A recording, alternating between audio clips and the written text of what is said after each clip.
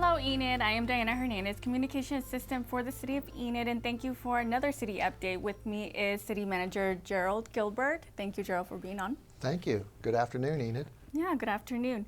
And we are having a lot of road construction going on. I know there was a couple of press releases released today, but let's touch on what is going on West Maple Avenue. Now that one is going to be, it was released August 4th, and it's approximately 3 months? Yes. That street in particular is in our local street program, and we do a certain number of streets every year based on funds available. Maple Street has actually been in the planning phases for a year or more now.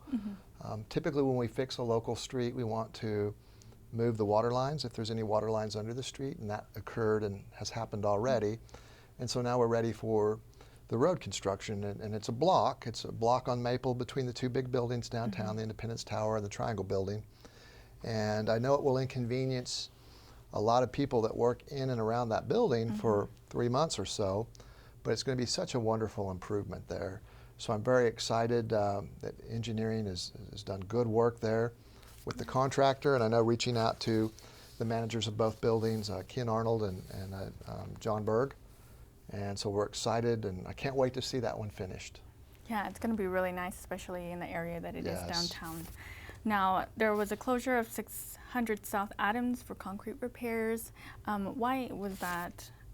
Looks like for concrete repairs, it's going to take approximately 2 weeks, and you were mentioning about how the level of it's not good for cars. Yes, yes. With the city's concrete repair program that we've been probably in our second year on, where we're outsourcing concrete repairs on concrete streets. That's what this one is. 600 South Adams is around right behind, it's right by the admin building between State and Adams, and the police parking lot and the admin parking lot. And what happened there is part of the parking lot into the street on Adams has buckled. Just like this, two concrete panels that probably were too close to each other, the heat has caused them to buckle. And the only way to fix them now is to go in and tear it out a section.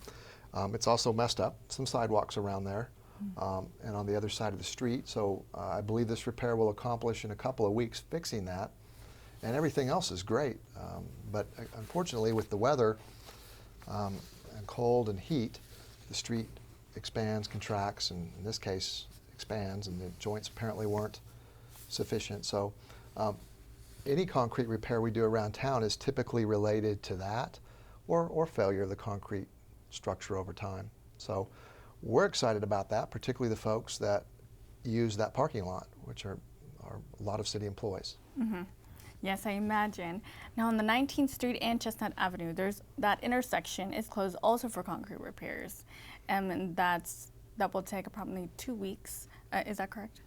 Yes. Again, that's another concrete repair project, and we're bidding those out to companies here locally or anywhere that do concrete repairs, and we certainly, in my opinion, have gotten great results.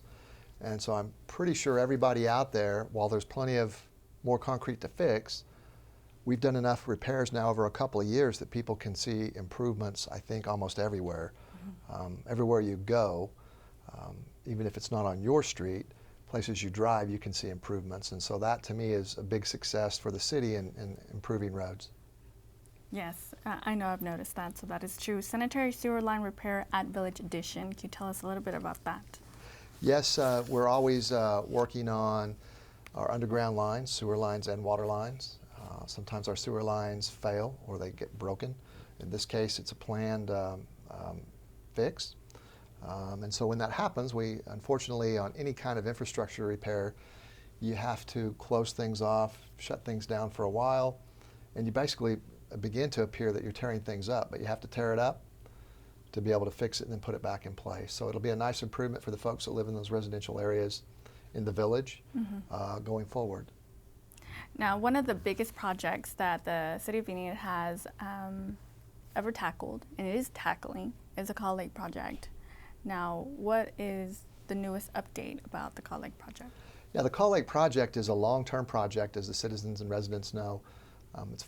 We started out back in about 2015, saying it was a 5 to 7 year project. It's going to end up being about an 8-year project. So I would say 6 to 8 years. The update that the City Commission just got was a very positive update. It showed that our design levels are getting close to the 60% completion. We know at 60% completion we'll get a guaranteed maximum price from Garney, who is a construction manager at risk. We'll have that by the end of November or before. And that's an element that we need in conjunction with the environmental assessment completion to be able to get our final loan through the Oklahoma Water Resources Board, which we have to have the final loan to be able to start and have the flexibility to start all of the construction. So as one of the values of bringing Garney on was that they will be doing pre-purchase commitment stuff, which is basically bidding what the materials and the work that they're going to need to get an idea of the price, because they've got to take that and factor it in with the design at 60% to figure out what the guaranteed maximum price is. We're anticipating $240 million or below. I know that Garney, David Burkhart, had mentioned to the Commission that we're within 5% of that number.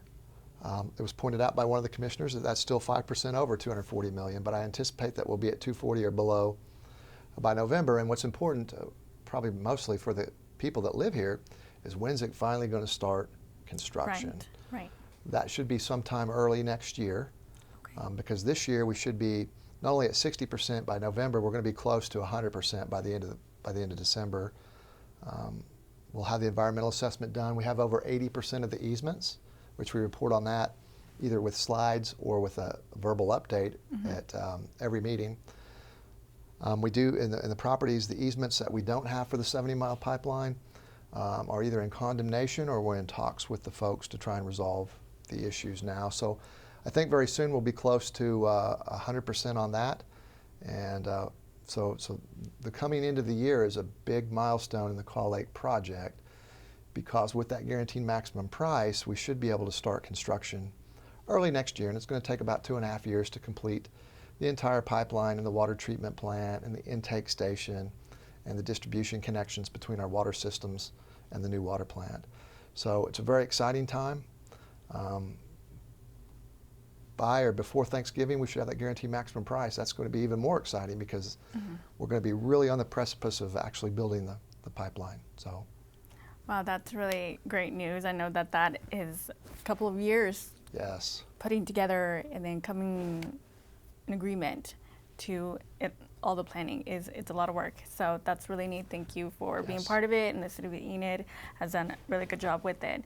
Now, I'll just jump in there just a moment, Diana, and say it's a great effort by city staff. Engineering carries a lot of that load, but it's a team that is also including other departments like public utilities, and certainly Garver, our engineer for the whole project, and Garney. It's a great team for a very difficult, complex project. So I'm very pleased with the work to date. And our measuring stick, though, is going to be that guaranteed maximum price that rolls up to the total budgeted price. And I think we're all going to be satisfied with those results by the end of the year. Yep, it's great. I agree. The quality of life issue that we're having we're not issues per se, but events that we're having is Doggy Dip. Now, that has been moved from its original date to September 9th. Camping in the Park, Haunted Gym, and Christmas in the Park. These are all things that the City of Enid does for the community, and they're still scheduled to happen, correct? Yes. As far as we know. Yes. There could be some impacts, clearly with the COVID-19 issues that we're having, where we're continuing, our numbers continue to go up. I know over the weekend we went up in our active numbers to something like 112. I'm not sure what today's report showed yet. So we're really focused on making sure any events that we do have, that we try to stagger and get that physical distancing that we need. And so I know we're already thinking of alternatives to how we could do the haunted gym, besides just having people inside of a building. Depending on how the crisis with the virus goes, will depend on whether we follow through and have the event. But I know we're still planning it. We're also planning Christmas, and we're going to have something on Christmas. It may not quite be like it was in the past, where we have a lot of people out there, because we're trying to discourage that still. But we're still going to have Christmas, folks. We're still going to have Christmas. We're still going to have Halloween. We're going to have to adapt. as we are doing, and so those will be impacted. The doggy dip just simply got moved because we're trying to help out a group that's doing a triathlon type event and really needed to have Champlin Pool. I know in the future our operating season has shortened. Probably many years ago we used to go to Labor Day, but we have, I don't know how we solved the lifeguard issues then. Our lifeguards typically are high school students or college students, and typically we lose them early in August and certainly by mid-August, and this year we made a decision with COVID to close the pool anyway on August 1st. So the pool is closed to the public. We still have a few events coming. The doggy dip's one of them. I think it's on September 9th. It'll be the last Saturday that before we drain the pool, and we simply moved it because I think of regulations. We can't really, I love dogs like everybody else, but when you get them in the pool, there's a lot of fur that ends up in there, and I think our health regulations require us to drain the pool and all that before we could. So it doesn't make sense if we're going to do that event. What makes sense is that we do that event last. So that's the way it got moved to accommodate the triathletes, and that'll be a nice event in Enid, and we'll help support them with that big Olympic-sized lap pool that we have. Harry, that's really neat. Really neat that you guys collaborated with that triathlon. That's great. Now, with economic development, there are still things that are being built, and I was driving by Garriott, and I could see that new development that is going up right across, or Starbucks. So, how is that? What any updates?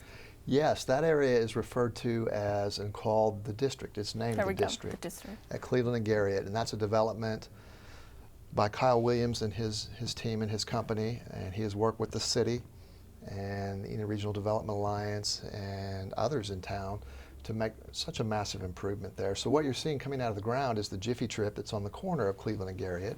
Gotcha. And then right behind it, you're seeing the Colton Steakhouse that's come out of the ground too. So that's very exciting. Two tangible new businesses that offer convenience and quality of life for folks, a different restaurant choice. That area will continue to be developed. I know that Hideaway Pizza has been out there surveying. They're still planning to build a restaurant there on frontage on Garriott between the Indian Hills Shopping Center and the rest of the district. And I know we're working hard to sign a deal with the movie theater folks. So that deal is still in the works. So more good stuff's going to happen at that corner. You can see further out west, out by Garriott and Garland, you can see there's a new car wash that's gone up by the Jiffy Trip out there. And there's potential plans for more businesses out there.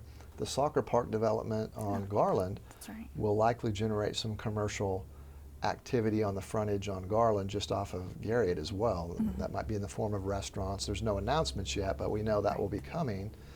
And there's also some buildings that are going to have the opportunity to be, that are already in the process of being redeveloped, specifically the Kmart building.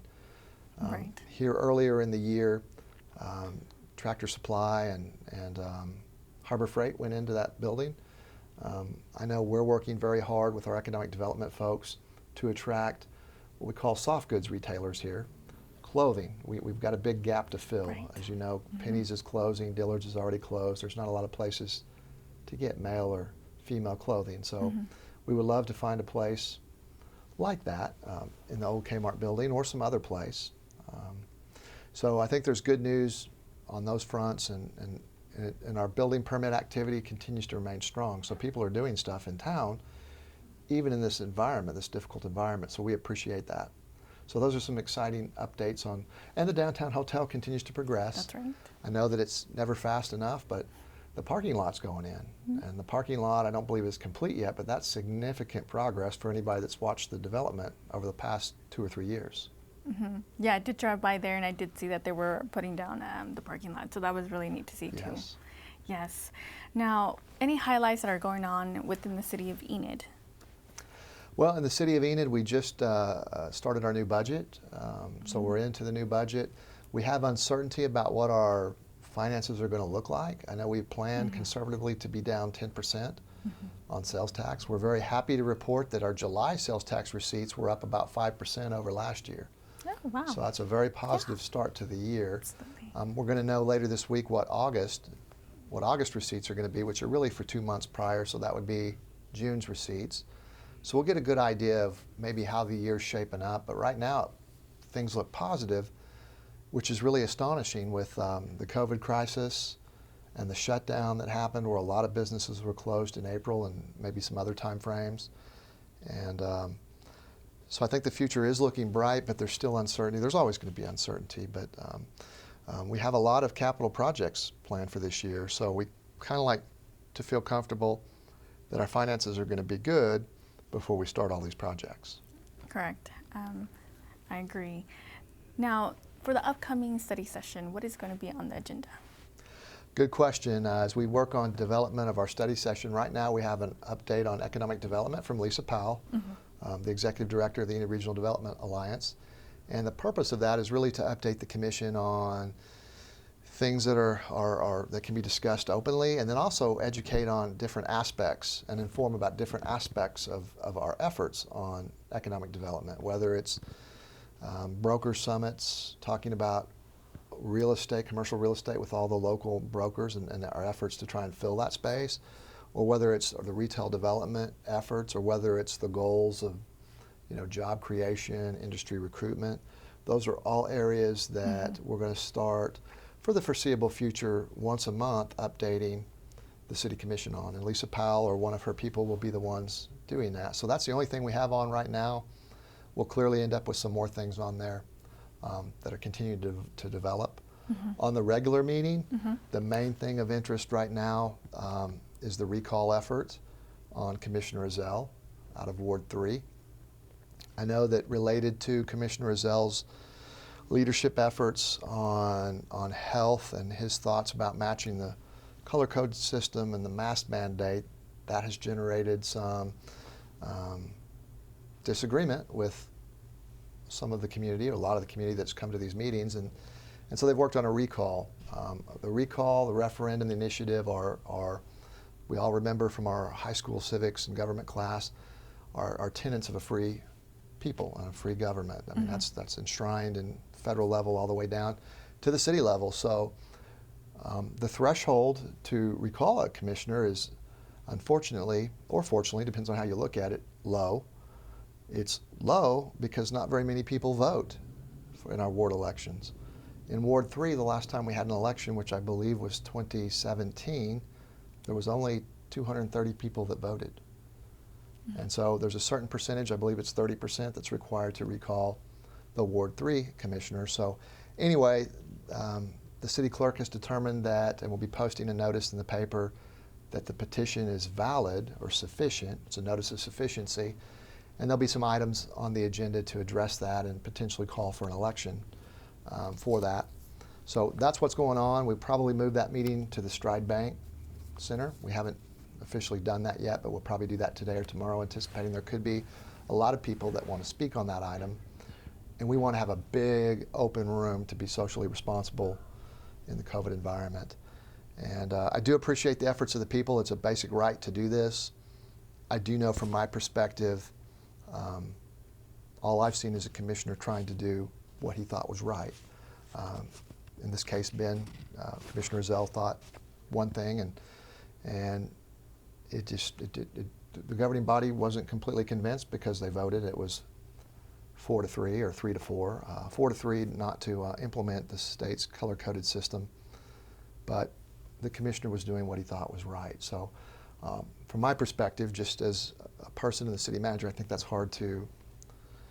it's difficult to criticize, but I do understand it's a fundamental right, and that citizens, residents have every right to do this. And so that'll be on the agenda, and that'll probably be the main event, so to speak.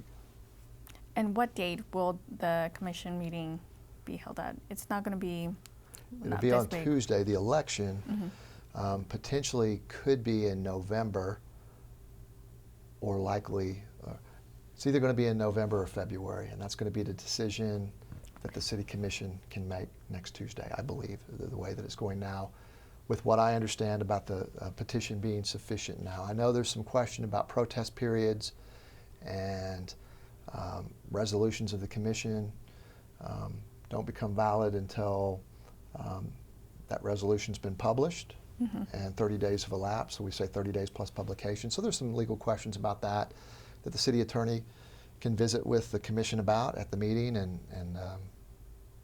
and hear from the public, and the commission will get to determine when to schedule that election.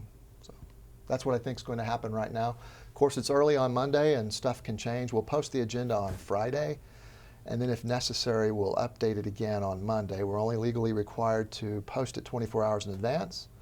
We like to post it early so that the commissioners have an opportunity to see it, study it, and the public also has an opportunity to see it and study it. So I feel like we are exceeding the standard by doing that. So I'm pleased to be able to do that with the public and keep everybody informed, try to be transparent. I agree. Thank you. Thank you.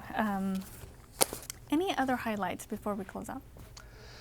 You know, the city, we're always working on projects to try and improve. I know one of the things that we're going to look at in the near future, we are open to valid criticism about our permit processes and certain aspects of and fees related to the permit process. We certainly want to improve and certainly improve the perception of what we're doing. And so we'll be looking at opportunities there. The city has a wonderful staff to work with and to that are experts in all these areas, so that'll make it relatively easy, but we'll also want to participate with the public and hear their ideas and thoughts over time, and certainly working on the permit process and certain aspects of that will be a focus of mine. On infrastructure, we're always going to be working to improve and fix as much infrastructure as we can. The biggest challenge that we all have living here is that all of us can, when we get out and drive in our car and look around, we can see things that need to be fixed, and everything, and a lot of things do need to be fixed, and they all take money and time. And so the challenge is, how do you best manage the limited resources to fix as much as we can, or fix the things that impact the most people? And we're certainly trying to do that. That's why I'm very pleased with the concrete repair program. I think we're accomplishing that. We are working to upgrade our and ramp up our asphalt repair, street repair process, and we may have to certainly add resources there. So we're always looking to improve, and I think these things, even talking about infrastructure, impact quality of life too. Because one of the things the citizens have every right to expect and want is when you turn your faucet on, you get good clean water with good water pressure. You don't worry about that. When you flush your toilet, the sewage goes away. You don't have to deal with that. When you put your polycard out at the curb, your stuff gets hauled off once a week and hauled off, and you don't have to deal with all the rules and regulations. You just have to pay for the fee. So I appreciate all of our city commissioners. They're very good people, passionate people with good ideas, different areas of expertise. I think we're well served by the City Commission. I do know that an election's coming up soon, one way or the other anyway. In February of next year, we'll have the regular municipal elections, and we'll have 3 wards that will be up. I believe it's Ward 3, let's see, Ward 6, and I'm missing one somewhere. Ward 4. So Ward 3, 4, and 6 will be up for election regardless of what happens, for instance, with the recall with Commissioner Ezell. So that's an opportunity for the public to serve. It's selfless service, I can tell you. I've heard the mayor and others talk about before, you get paid this much. 0. But I'm sure you get a lot of self-satisfaction, or you should, with some of the decisions that you make and the improvements that you see. One of the things that we'll be talking about in the future, probably in October, that we've already talked about at a study session, is compensation for the mayor and commissioners. Again, they serve for nothing. When they do conduct city business, if they have travel-related expenses, of course we reimburse those. So anyway, it's an opportunity if somebody would like to run for one of those offices that's currently open, or excuse me, will be open in May. The election's in February. You'll have to declare in December during the filing period, and the city will call that election probably in November or before. Now's the time to be thinking about that. So That's right. Anyway, if anybody has any questions for me, please reach out. Diana, I appreciate you. Oh, no, I appreciate and you. the communications department and all that you guys do to keep the public informed. Absolutely. Thank you for being on, and thank you, City of Enid, for joining us for another city update. Feel free to contact us on Facebook or directly to the admin building or communications department. Good call number for me is 580-616-7258. And what's a good number for them to reach you? 580-616-7245. If you don't get me directly, you'll get my assistant, Eden Gutierrez, more than likely.